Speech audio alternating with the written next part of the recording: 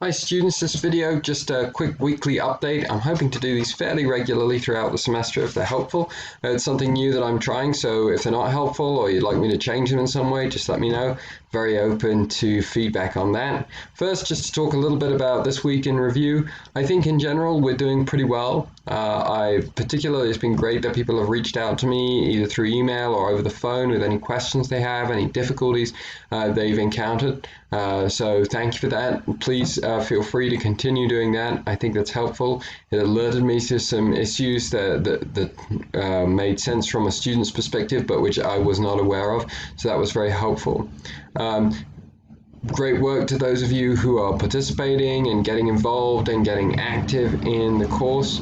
I would just say make sure you finish everything. Be aware that with the semester starting on a Tuesday, we have a shorter first week. And of course, to accommodate that, I've provided you with or I've assigned you less work. But by the end of the day tomorrow, by the end of the day on Saturday, you do need to have finished the discussion board, and that means posting your introduction and your comments on two comments on other threads, and then also completing the journal entry. And for me, you don't have to do it until next week, but let's get the participation agreement done. Let's get that out the way as well, then we don't have to worry about it next week. Moving on to next week, it's a pretty easy start, I think, in a lot of ways. We just have a couple of videos, textbook reading, a quiz, and then a discussion of a primary source.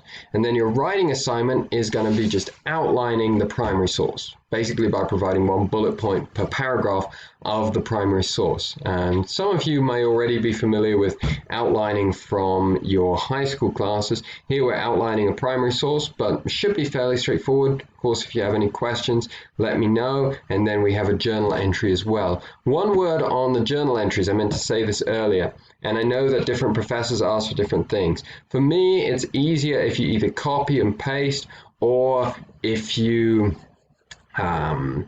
write directly into the assignment. I know some professors ask for you to upload your journal as an attachment, but for me it's more helpful if I have the text right there.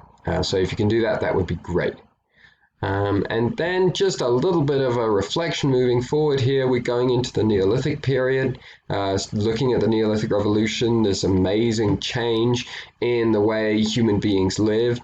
The courage of these human beings to make this change, I think, is really what's outstanding. The courage and the ingenuity of human beings to change the way human beings had lived up until this point, maybe for thousands of years. It's very hard to get dates for this time period, but to make such a dramatic change.